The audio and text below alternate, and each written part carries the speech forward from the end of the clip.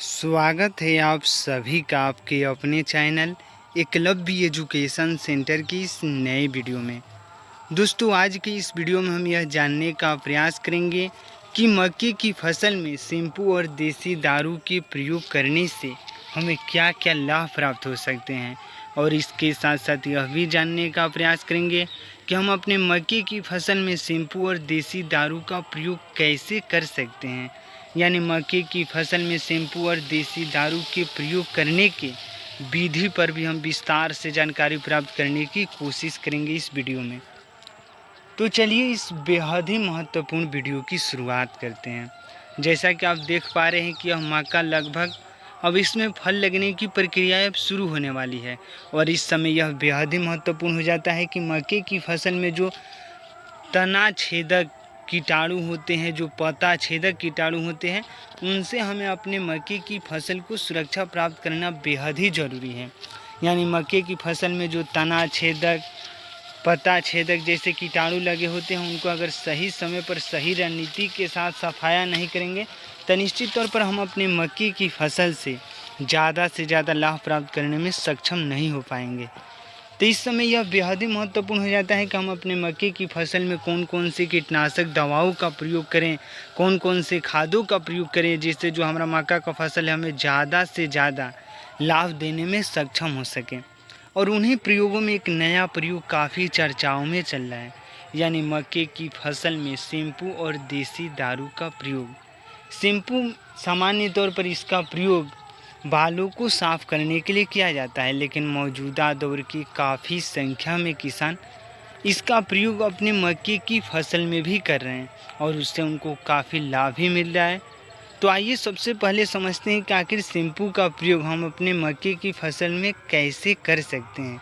यानी शैम्पू और देसी दारू को एक साथ अगर मिलाकर पानी में अगर मिलाते हैं तो निश्चित तौर पर वाटर में पूरी तरीक़ों से सोल्यूबल होता है, और उनको अगर पानी में एक बार मिला देते हैं और उसके बाद अगर छिड़काव कर देते हैं अपने मक्के की फसल में, तो निश्चित तौर पर जो हमारे मक्के की फसल में जितने भी तना छेदक पत्ता छेदक जैसे कीटाणु लगे होते हैं वो पूरी तरीक़ों से मर जाते हैं, और जिससे जो हमारा मक्का का फसल इन कीटाणुओं से सुरक्षित रहता है, और उसमें ज़्यादा से ज़्यादा फल लगने की संभावनाएं बढ़ती है।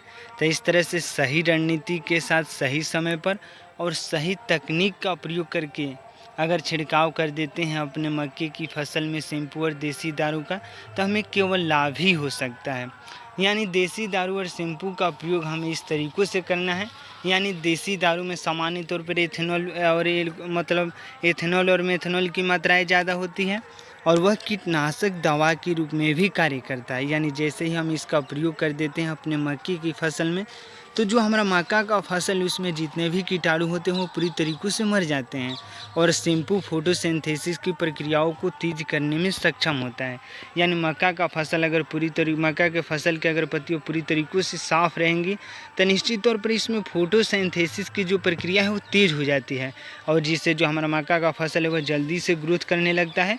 और कोई भी पौधा अगर जल्दी से ग्रोथ कर रहा है तो निश्चित तौर पर वह केवल लाभ ही दे सकता है।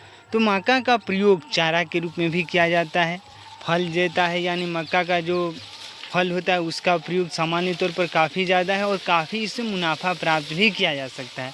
तो इस तरह से मक्का एक बेहद ही महत्वपूर्ण फसल है, जिसे किसान दो माध्यमों से इसका प्रयोग कर सकते हैं। एक चारे के रूप में भी कर सकते हैं। मान लीजिए अगर मक्का पूरी तरीक़ों से तैयार होगा तो इसका फल अलग लाभ देगा, इसका जो यह पौधा है वह अलग लाभ देगा चारा के रूप में। तो इस तरह से हमें ज़्यादा से ज़्यादा लाभ प्राप्त करने में सक्षम बनाता है यह मक्का का पौधा। अगर मक्के की खेती करके निश्चित तौर पर लाभ प्राप्त करने की कोशिश करें तो हम लाभ आसानी से प्राप्त कर सकते हैं। तो इस तरह से सही रणनीति के साथ अपने मक्के की फसल में देसी दारू और शैम्पू का छिड़काव करना है। यानी सुबह के समय में करना है, नहीं तो शाम के समय में करना है, और सही मात्रा में करना है। यानी 5 ml प्रति लीटर के हिसाब से हमें देसी दारू का प्रयोग करना है, और 2 से 2.5 ml प्रति लीटर के हिसाब से हमें शैम्पू का प्रयोग करना है। और दोनों के एक साथ अगर मिलाकर प्रयोग कर देते हैं तो निश्चित तौर पर जो हमारा मक्का का फसल उसमें ग्रोथ देखने को मिल सकता है। तो आज के इस बेहद ही महत्वपूर्ण वीडियो में बस इतना ही। अगर आप हमारे चैनल के साथ नए जुड़े हैं और वीडियो अच्छा लग रहा है, कुछ सीख पा रहे हैं इस वीडियो के माध्यम से, तो हमारे चैनल को कर दीजिए सब्सक्राइब, ताकि हमारे द्वारा अपलोड किया गया हर वीडियो आपके पास सबसे पहले पहुंच जाए और हम तथा हमारी टीम भी उत्साहित महसूस करें कि आपकी मक्के की फसल में शैम्पू और देसी दारू के प्रयोग करने की सही रणनीति में हम थोड़ा सा भी सहयोग करने में सफल हो रहे हैं। तो हमें दीजिए इजाज़त। धन्यवाद। Thank you.